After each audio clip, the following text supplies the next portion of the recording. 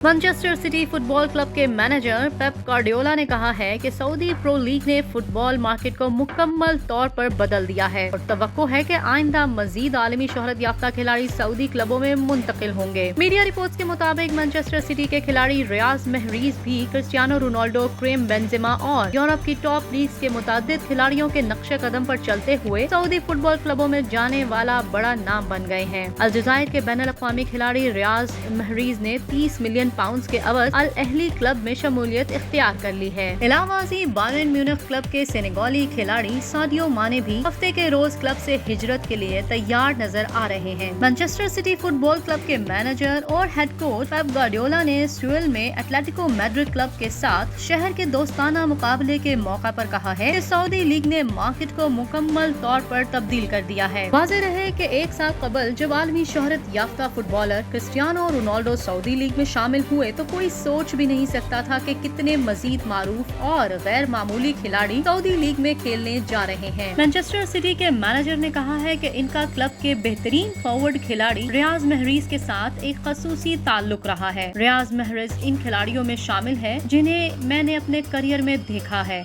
और इनके खेल से सबसे ज्यादा लुत्फ अंदोज हुआ हूँ। हमने गुज़िश्ता 6 सालों में इकट्ठे कई कामयाबियां समेटी हैं।